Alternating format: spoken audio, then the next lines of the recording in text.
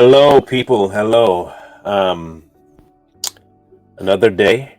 Sorry I missed the last couple of days with shows, but I had my anniversary and we took some time off to, you know, do that. Um, Today, the ante has been raised, I think. Um, I set up the show and Teresa was backstage. We were talking just fine. 2 minutes before time to go, pop, pop, kick, kick, kick. Then I go check the privacy setting on Messen on my Facebook, and it's set to only me. I never set it to that. It's set as public, and they said it once it went live to only me. Only me. Um, that has never happened before. So the only thing I can think of,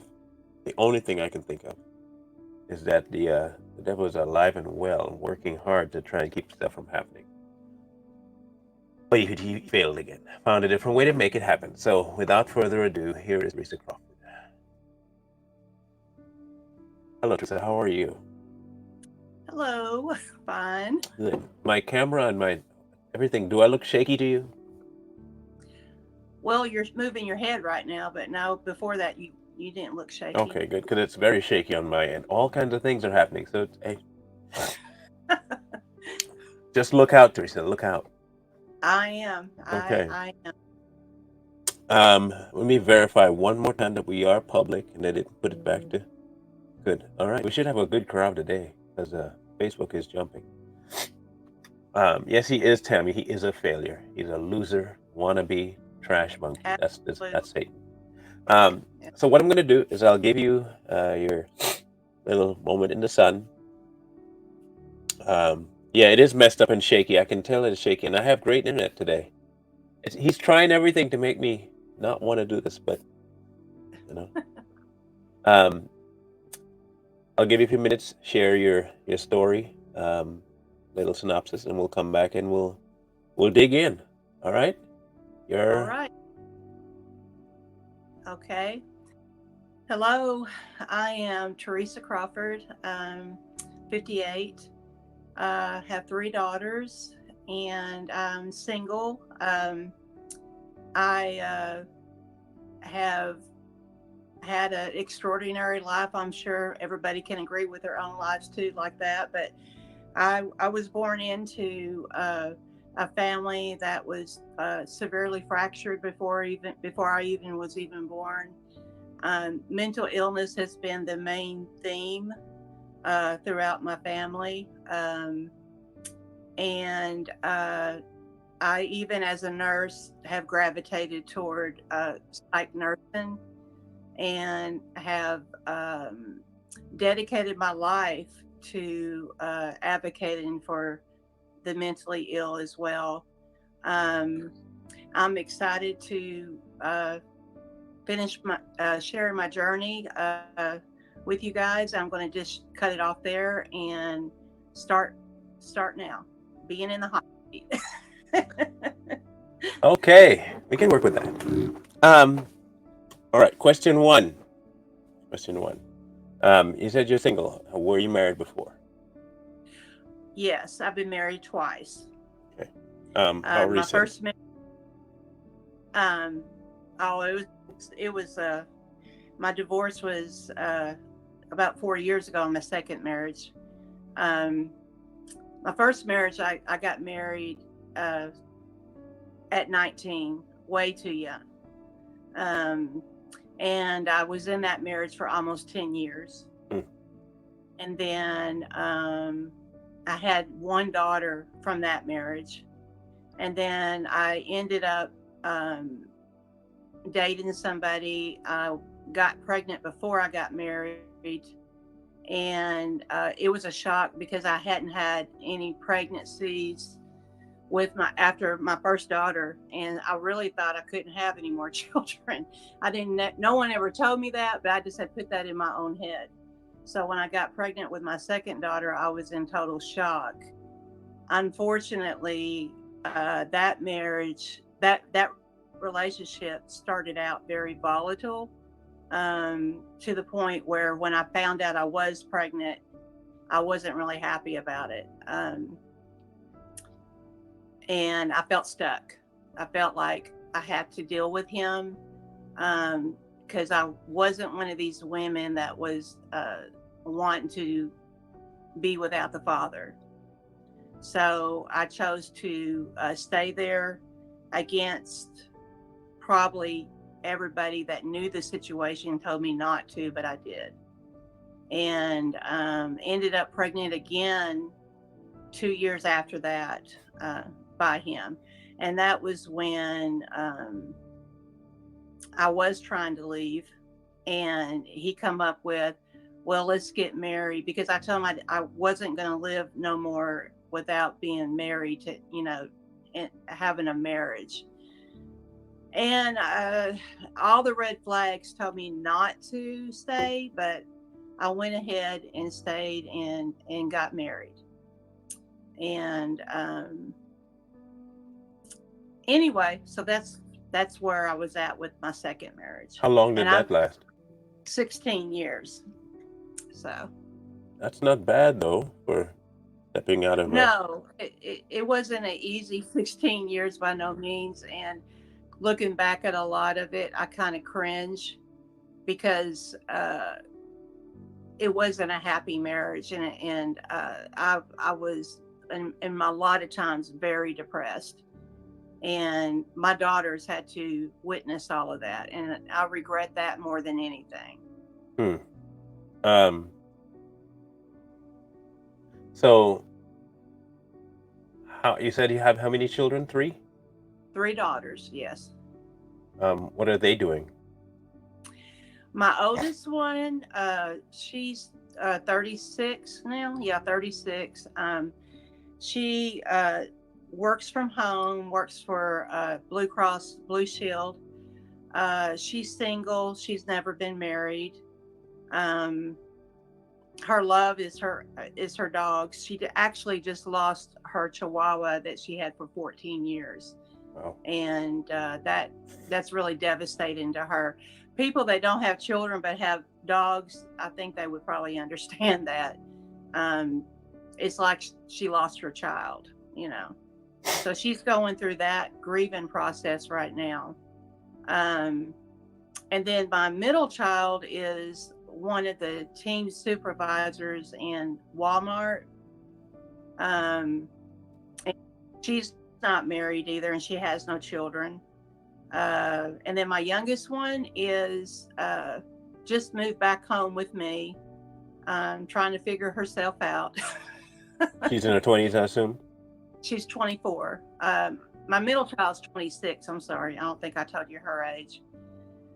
So anyway, my youngest one is with me now, and she's not she's not and she's not married. Well, she is married, but she's not with him, and most likely she's going to actually, he filed for divorce, so, and she's agreeing to it. So it's carrying on. Yeah, no grandkids. Do they have a relationship with their father in any capacity? My youngest one, she's the one that reaches out to him. He doesn't stay put in one spot, due to mental illness, most likely. So it's hard to connect with him. But she has wanted to. My middle child, which is our first daughter together, she has issues with forgiving him, and she's in therapy right now, trying to get all that straightened out. But she hasn't really wanted to reach out to him. And then my oldest daughter and her father, they do have connections on occasions, but it's nothing, like every day or anything like that. He lives in Minnesota. Is there anything that you did to facilitate or to hamper that relationship?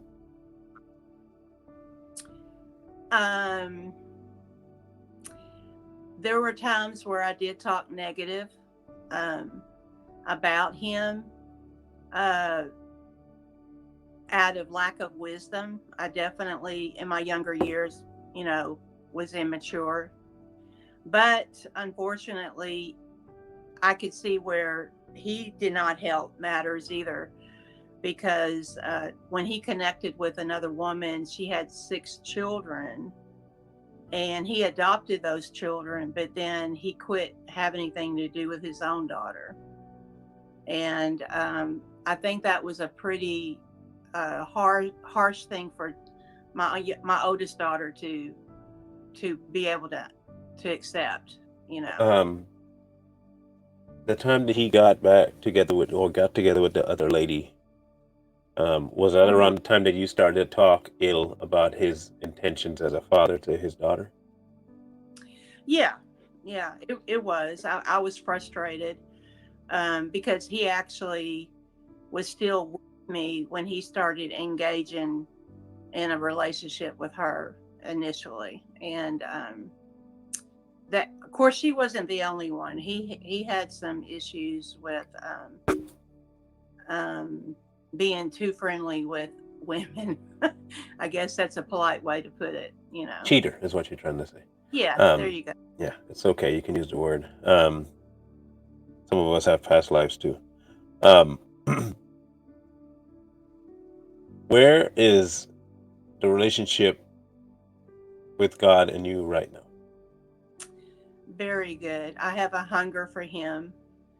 Um, I'm able now to look back at um, all of the episodes in my life and see where, yes, there were hard times, but he was there. He had never left me, and he was showing himself. He was showing up in ways that let me know that, yes, I'm here, and I want to be your father.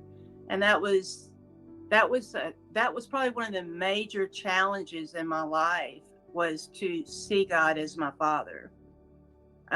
Because my father, he was a very good provider, um, but he was very distant. Distant. Uh-huh. Yeah. Um, And I'm sorry, go ahead. no. Um, just a quick thought that popped in. Um, would you categorize the man that you had been married to the same way, distant? Yes. Yes. Especially my second one. I actually even acknowledged that one at some point in that marriage, in that relationship, oh my gosh, I married my father, you know. Yeah, it was weird. When I was born, if I can just dip back there just for a second, I was born I was the baby Uh-huh. of the family. When my mom and dad got together, she already had 4 children by 2 different men. And then my dad had already had 2 children by a previous marriage. That's what I meant at the beginning when I said I was born into a fractured family. Uh-huh. And my mom, back then, mental illness wasn't tagged as bipolar or schizophrenia. Right. They would just say, they would say that person has problems, Right. or issues.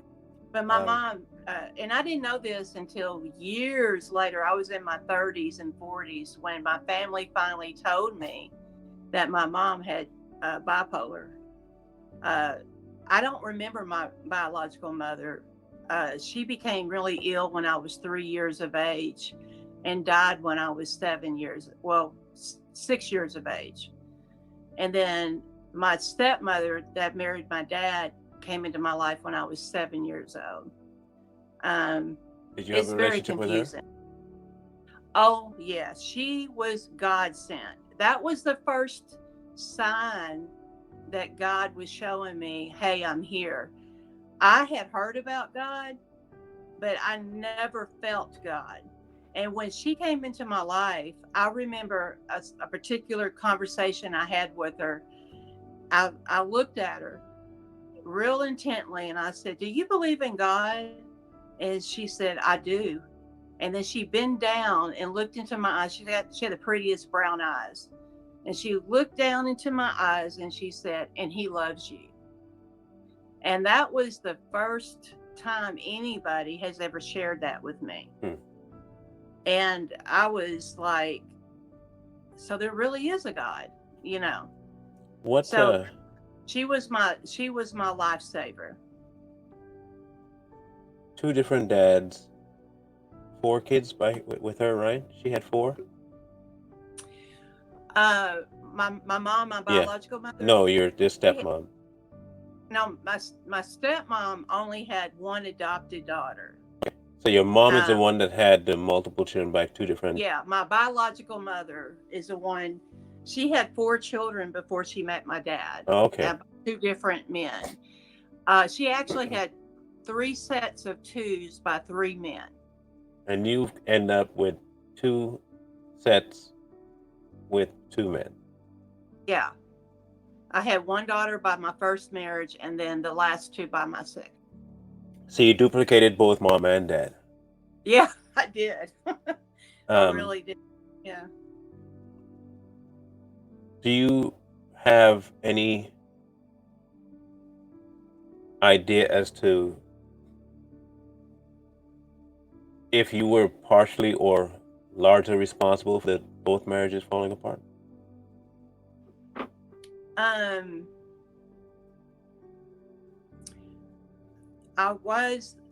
going to say that I contributed to the good and the bad. And I believe that in all situations. I wasn't in tune. I didn't have a desire to follow God's will until I got older, you know. So I was out there being flippant without God for a long time, you know. And I believe that it does take God to get you on a good path with all relationships. It didn't come natural to me. It was easy for me to see the fault in both of my husbands and not work on myself because I was pointing out their faults. I had to get to a point where I got so sick and tired of being sick and tired of my life. And that's when God said, "Okay, are you ready now for me to work on you?" You know, and it took it. Unfortunately, I'm not a quick learner. It took a while. I think there's a lot more people than we're willing to admit that they're not quick learners. Yeah. I often refer to a T-shirt I used to see and a sticker. I don't know if you remember, it was a little cartoon monkey, and this side of his body, he had an arm, but it was off, and it was just bandaged up to the shoulder. He didn't have his arm, right? And in the other hand, he had a huge dynamite-sized firecracker. And he's doing this, and the poster said "slow learner." And okay, well, just put me where that monkey was. Yeah, okay? that was me for a long time. Yeah. You said your walk now is great. In what way is it great? Well, I've had a lot of healing with areas in my life, like I had told you just earlier. My connection with God was always from afar. I didn't feel worthy enough to have an intimate relationship with God. Actually, I don't even like saying God now. I call him Father because that reinforces to me the intimacy that is needed. So I call him my Father, and I'll share. I was in the middle of writing my life story one time. I started out just doing it because I thought I wanted my daughters to know my thoughts about my life. But it ended up being more therapeutic for me. And there was a point in my story, I just was crying and bawling like a baby. And the Holy Spirit, I felt led me, the Holy Spirit said, "Go get that comforter off of your bed." and sit in that chair and wrap up in that comforter. And at first I'm like, what? That's just crazy. But I wanted to follow through with it. So I obeyed the directions. And when I curled up in the recliner with that comforter wrapped around me, then God says, I'm holding you. Do you feel me? Mm. And that was a breakthrough moment in my relationship with God. And I had a vision shortly after that where I was worshiping at the feet of Jesus. And Jesus says, why don't you come up and sit in my lap? You don't ever do that, Teresa. And so I started realizing through that it was me that wasn't drawing near to God. It wasn't God, keeping me Being away. afar off. Right. So he started working with me on that over the years, and it's been a slow process. It really has. Why? Because of my stubbornness and not trusting, you know. Um, I finally realized that he chose to love me just because he wants to love me. Nothing that I've done or can do to change that. That's something that he chose before creation. And that was an awesome realization I had when I finally realized that, you know. Um,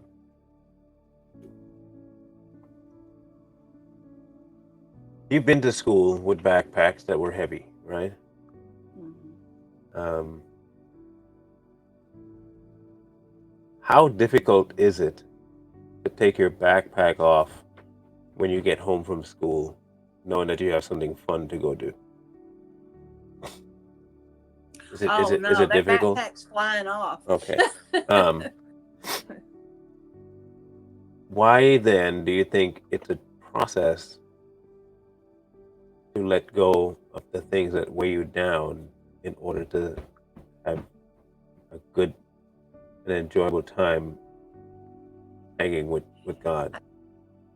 I think because for a while, for a long time, by me not having a good example of a biological father that loved me no matter what, because my dad would be real quiet with me up until I did something wrong. Right. And then he would yell like he had this deep, I had fear of my dad. And so as long as he was quiet, I was relieved. But the minute I would do something and he would get on to me, it was like the end of the world to me. Because it went from one extreme to the other. There wasn't no medium in there. Uh-huh. And I think with my heavenly Father, I thought that that's how he was too. You know. Did you did you need someone else to experience relieving yourself of the backpack in order to relieve yourself of the backpack? Um. Yeah. You needed someone else's experience with it? I mean, I needed. No, I misunderstood the question. Um, Okay, let me rephrase it. When like coming home, if it's heavy, just let it yeah, go. well, Yeah. if you came home, do you need to see your brother or a sister take it off and then Oh them say, ah, before you like, oh, so that's what it feels like, or do you just take it off because it's heavy? yeah, yeah. Um, You're right. a lot of us want to have examples, and even when we do have examples, it's not the right example, or they don't know exactly what I'm going through, or it's close but not the same, and Yeah, um, either the burden is heavy or it's not. Um, and either he relieves the burden or he doesn't. Do you believe that he does? absolutely. Yes, Do you trust him that he does? yes, Have you yes. all of Like I it? said, um, yes, I do. I mean, I have was you very given all of your issues to him? um, not all. So you No, mean you I took out a can't couple say of books? all. You took out a couple of books before you put the bag down? Yeah, yeah. I've got maybe one or two books still in that backpack. Um, why? I think it's just the reverting back to what I've done. So then you don't trust And yeah, you're right. There are moments when I don't trust. Yes, him. Is he trustworthy? absolutely. He has proven himself over and over to me. But it's not enough. I know. You're right. Um, and if it's not enough, have you thought of why you think it's not enough? That's a really deep question, and I don't even have an answer to that right now. I think it's not enough when I okay, if I'm not trusting him, Uh huh. then there's something about me reverting back to not feeling worthy of him doing anything for me. Did he ask you to feel So, worthy? right. Okay. Remember Peter, right? Oh yes. Okay. Peter was an all-time in my book. He was like the all-time screw up like me. Okay. Peter was. I think Peter probably embodies me more than any other person in the Bible. I swear to you, it's insane. But and I'm not talking about the thrice denial. I'm talking about the water, Yes. right? Um. So I'm going to pose a series of questions to you. And Okay. okay. Um, was God able to keep Peter afloat? Yes. Was he always going to be there, regardless of whether Peter believed or not? Yes. But did he step in when Peter disbelieved? Well, I mean, Peter started sinking. Yeah. But did he step in? I mean, he did step in after Peter started sinking. Yes. When he sank? Okay. Yeah. Um, did Peter sink because God wasn't able to save him? No. He sank because he believed something else. Yes. We try to put our humanly expectations that we have of parents on God, and he just gave them as a small example of the relationship, not of the actions. Um, you not knowing him, and I say that instead of trusting him, because if you know him, you will trust him. Um, you can't trust him if you don't know him. You not knowing him has enabled you the excuse of, I can't give that one or that second thing or that third thing. And I dare say that the things you think you have given over to him are not vices, but rather very simplistic choices. Um, if you were to dig around in that room, can you think of a instance where you lost true trust in God? Ooh.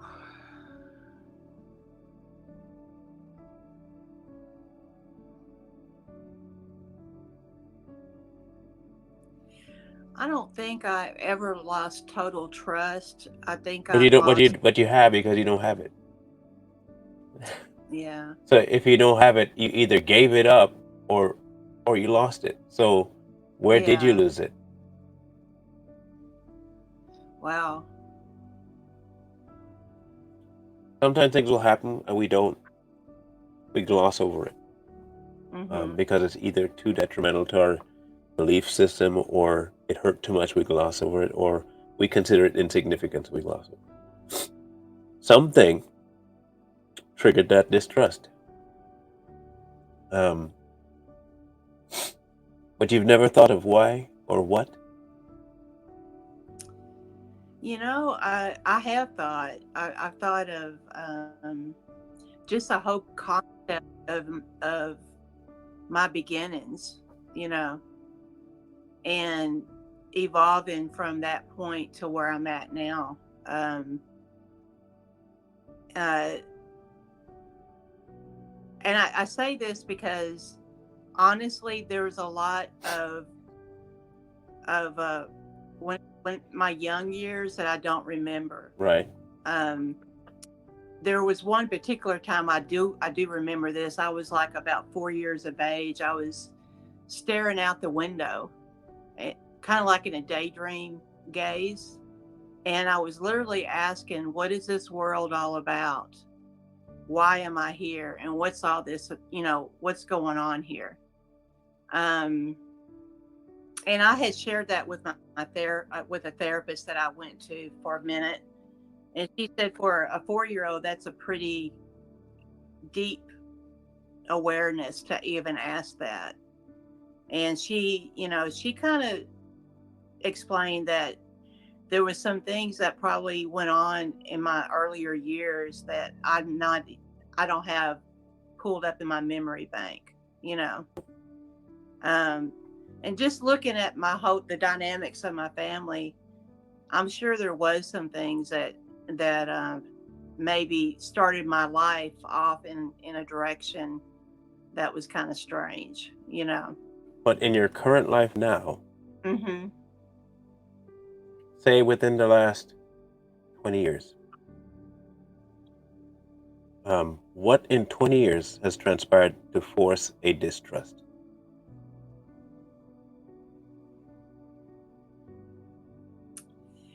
Just maybe feeling the struggle of even though I was married, I really did not have the normal support system from the man, you know. Um, I was, I'm not saying this in a prideful way, because I would have rather it not been this way. Um, but I was the one that paid the bills and worked hard and tried to keep everything afloat, you know. And maybe that led me into feeling uh, not being able to trust, you know. I've always been in a survival mode. Do you know what I'm talking about? Um, like I don't even have a time to breathe. You know, it's like I was always constantly trying to figure out how it's going to get this bill paid versus making sure the car ran. You know, it was just one thing after another. You know, not so much as now, but looking back in the last 20 years, a lot of those 20 years was like surviving. Hmm. That's the best way I can describe it. And Um, when I did try to connect with Bible study, like I would go to Bible study, I go to church, I have my daughters in church. I always felt like I couldn't relate to the ladies in the Bible study, like I was the only one trying to survive. huh. People are Does saying that that make our, any sense? yeah, it does. They're saying our screen froze on YouTube. That makes a whole lot of sense. Um, that's crazy that YouTube just froze up like that. Um, Oh wow. I wonder if I got a strike somehow. Did I Oh say well. something wrong? No, I have no idea why it froze up. Um, everything is freezing up right Oh, now. I don't know why. Um, so, um, what's your definition of trust? uh, having full confidence in the individual, knowing that no matter what, they will be there. Um, So, that's trust. What is complete trust? living in that trust, Do you think that you have that towards God? Um,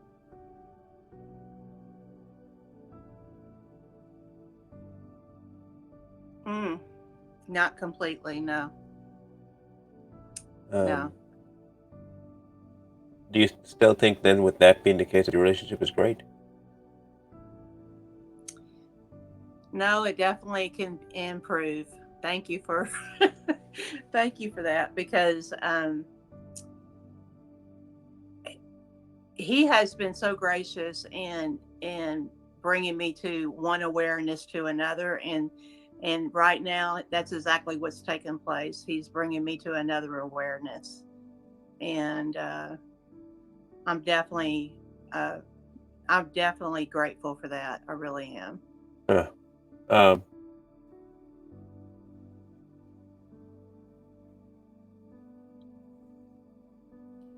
how do you think you can go about getting past, in your mind, distrust?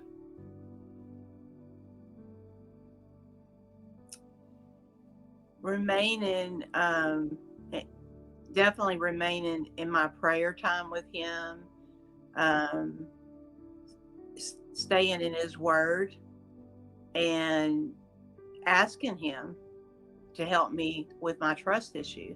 You know, Is um, trust given or is it earned? it's earned many occasions, but Has he it earned it? can be, huh? Has he earned it? Oh, definitely. He Are deserves you all my sure? trust. Are you sure he earned it? I really believe he's shown himself to me in so many ways. Yeah, but that doesn't mean he's earned it to you. I mean, he has done actions that's earnable of respect and of Hmm. trust, but to you, it's something that he's earned, and then it should be something that you can give. Yes. So why is it, do you think, that you've not given it, even though he's by action earned it? I keep going back to that vision of me not really being intimate with him, you know? Um, wow. That's a lifelong journey for me. It's a challenge. It really is. I've got to really, I've got to lay everything down out of that backpack and just completely absorb myself with him. That's the Huh. only way I can build my trust. Um, I think that's what's lacking. it's very much so. Um, a baby comes into the world with an innate knowledge that its parents will take care of it's so innate that it doesn't worry about whether the parents will or not. It's not even a thought in their head. There is no "I wonder if mom loves me today" kind of statements coming out of a baby. Um, and he said specifically to be like newborn babes,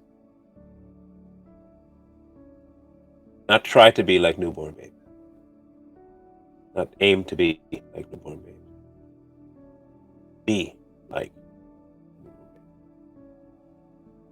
Wow. The trust issue is a pervasive one throughout the Christendom right now. We don't want to because we like having the concept of I have this to work on, and as long as I have that to work on, I'm being a better person. We want that mile marker. It's what you call, I call it inverse religion, um, as opposed to a religion where it shows off to other people I'm better. It's showing off to myself that I'm good enough for God. Mm. You see, I know I have that to work on. I'll work on that, God. Just watch me work on this. Um, Yeah. and oh yeah, I know I'm supposed. It's a pretty big thing to hand off to you, so I'm working on handing it off to you. That is growth, God. See, I'm working on handing it off to you. It's a portion of pride that we like to hold on to. It's a hoarder thing. Um, he didn't ask you to take a journey of handing off. He said, "Come to me, all who labor, and I will give you rest." The will is not a future thing. It's once you bring it, rest will be the reward. The reason we go through so much turmoil, we don't bring the stuff and rest. We like to keep carrying it and carry and carry. We're like the ox that carries two yokes. Yeah. We want to carry, and then we want to carry his. And then when it gets so heavy, we throw his off first before we throw ours off. When his is lighter than ours. Yes. And his is more of a softer soil, more plowable, more yield. But we'll keep a heavier yoke on concrete and say, "Oh, I just lost my trust."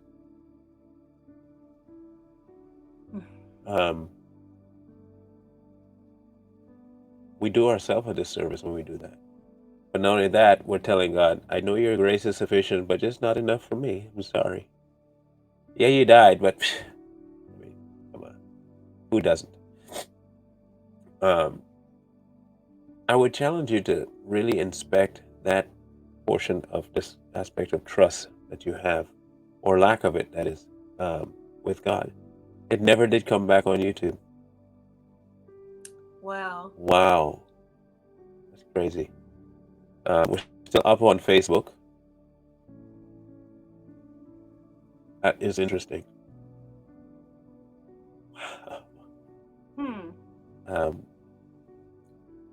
But here's the thing. Regardless of where it's showing, someone's seeing it that should be seeing it. You are in or at a crossroad. Okay? And I tell everybody this before. You've probably heard it. You can't camp at the foot of the cross. You're camping at an empty spot. It's no different than going to camp at the tombstone. He's not there. You could go inside and camp inside the tomb. He's still the wrong place to be camping. He's not there. He didn't ask you to do it. He never asked you to stay at the foot of the cross. Never did. If anything, he's asked you to do is to climb up there and get nailed with it and be done. Technically, when you're sitting at the foot of the cross, you're watching your old self and worshiping your old self. Yeah. And he's never called you to do that. This new life that he's offered is one with built-in trust. I want to ask one more question, though, about your current life. Are you looking for or hoping for a mate? Yes, I'm actually in a relationship, but we're not in a physical relationship. We're separated against our own desires. But yeah, I've already committed to him, and we're getting to know each other. It's been like a 5-year process. Have you met him personally? Oh, yes. Have you stepped out on God with him? As we've been talking, it's real apparent to me that is what's in the backpack more than anything. That I haven't taken off my back. So you guys you've been married, but not married. We're not married. Right, no. But you get what I'm getting at. I don't want to say what it is, but have you guys been intimate? No. Okay. No, we good. haven't. Okay. No. And I'm going to be honest with you. I will say this. It's not because I hadn't want to, but circumstances won't allow it. So take that for what that is. I think God intervened on that and said, I'm going to shut this down and not let that happen because he knows, I guess, because he knows how I would have been. So I kind of look at the whole circumstance as a truly a God thing. Um, have you taken that aspect of yourself to him? No, I haven't. I'll be honest with you, I haven't. So far, we've covered a few things, and I'm gonna summarize it like this and see if you can give me an example. I am talking to you, and I say, "Man, my relationship with God is amazing." Except that I don't trust him, and I don't feel I can give him everything yet, and I don't really think he can provide everything I really need right now. But it's a really awesome relationship. That sounds crazy. Would you say Yeah. it's an awesome relationship or a good relationship, No, even a relationship at all? no. Um, I, in fact, it's not even a normal Not relationship. at all. Not at all. No. We don't like to analyze God like that. We leave that to our boyfriend and spouses and girlfriends. No problem. Oh, you don't ever Yeah. text me. Oh my gosh, you don't even call. You don't even care where I'm at. I could be in the house and you wouldn't talk to me. We put all those things on our spouses and girlfriends and boyfriends. We never look at God that way. Yeah. Ever, for some reason. Um, I want you to seriously analyze that particular portion of what I could call your beginning walk.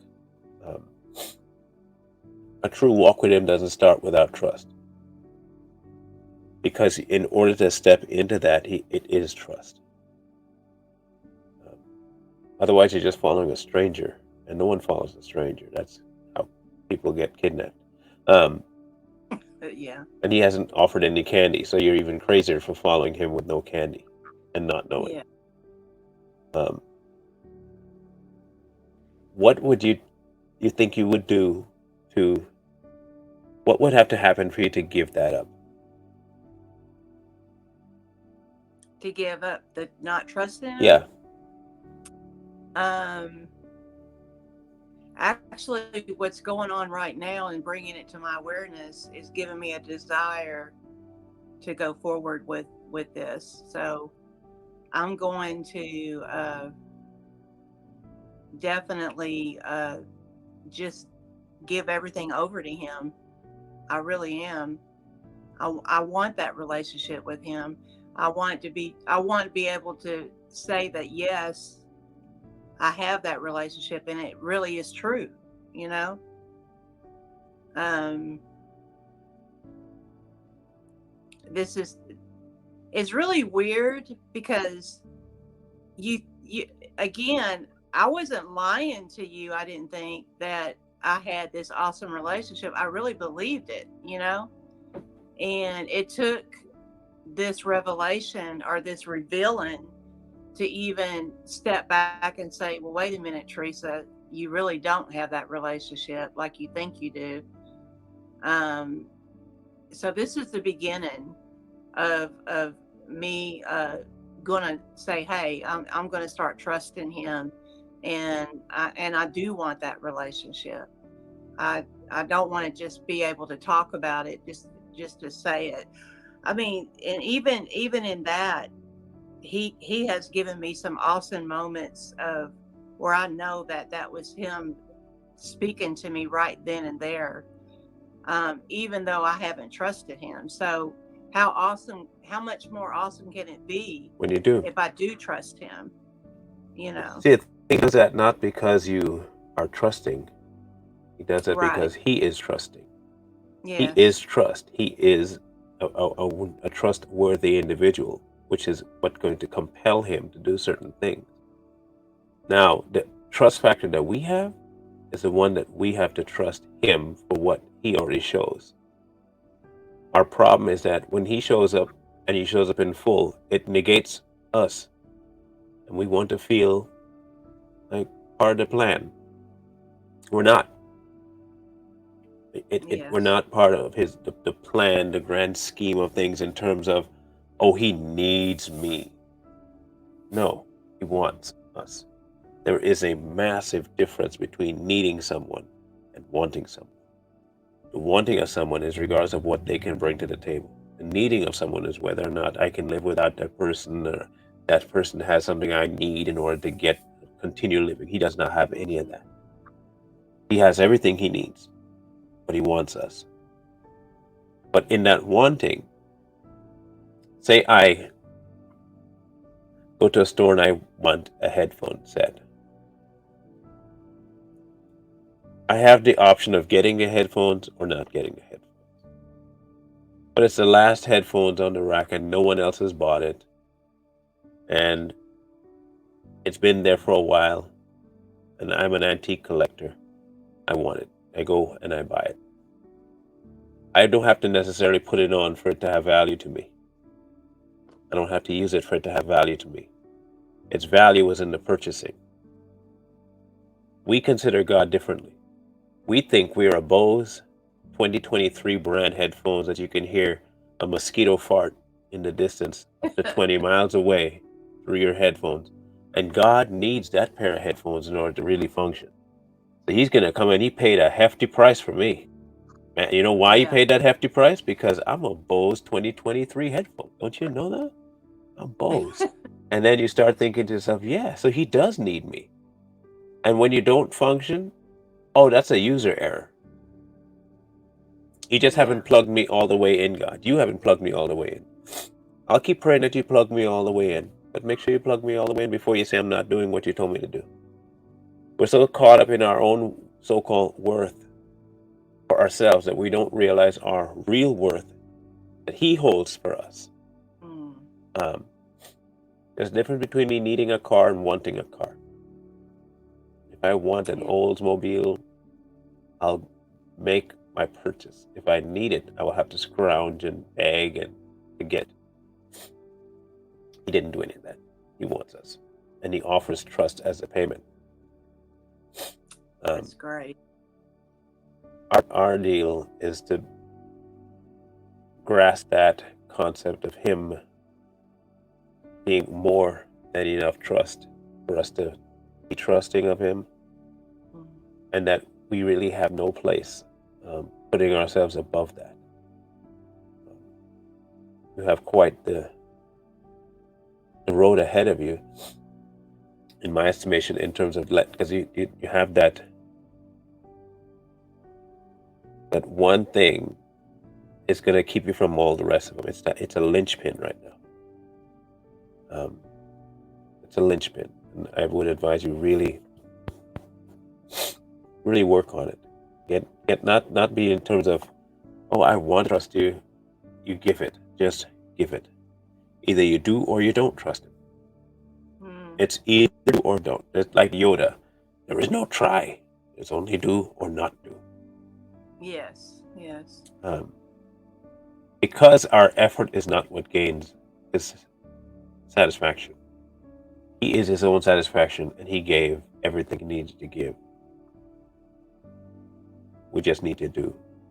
Just give it. Yeah. Is there anything you want to tell anybody that might be in a similar situation that would give them some words of advice from what you've lived through? Just never, this is just what I'm learning this very moment today. Don't ever think that there's no room for change. There's always room to change and to reevaluate your stance with your relationship with God. I'm not saying that out of lack of trust, but just, and also I as you were talking, I could feel that I've been prideful, and pride is kind of sneaky. It's a little snake. It slithers around, and sometimes you don't even see it, because I hadn't seen it until today. And it's amazing. In that area of not trusting. So if I can give anybody encouragement, just really make sure you have true evaluation of your stance between you and God. And I thank you for this. I really do. You just No, don't know.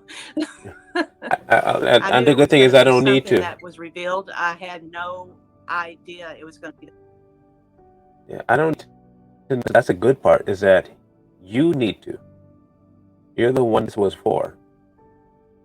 And for Yes. people who might be in the same boat you are, um, he'll break certain things out to us and make us realize you're not where you think you are, and it's okay Mm.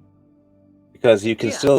you can still move, but sometimes we have to be shaken out of that fallen. Um, for those on Yes. YouTube, I'll repost this because I think it's not going to show up at all. So I'm going to take down the original one on YouTube. I'll put this one back up for you guys so you can see it. Um, thank you, Teresa, for being brave enough to share your story. Um, Thank you. and remember, choice is trust is 100% or 0%. Um, Yes. and it's pride alone that keeps you from trusting. So thank you guys for tuning in when you could. everything about this morning, everything about this morning was for someone not to hear. So we fought through. We made it through it. Um, I'll send you a link to the show on YouTube so you can share it, and Okay. it'll be up hopefully in the next hour. I hope it'll be sketchy and scratchy and trippy and all kind of stuff, but you understand why. People who are savvy to the culture that's being cultivated here will understand why it's choppy. The devil is crazy. So we'll catch up next Sunday. Remember, as I always say, wisdom calls to you from the street. Please, please, please find wisdom. Peace.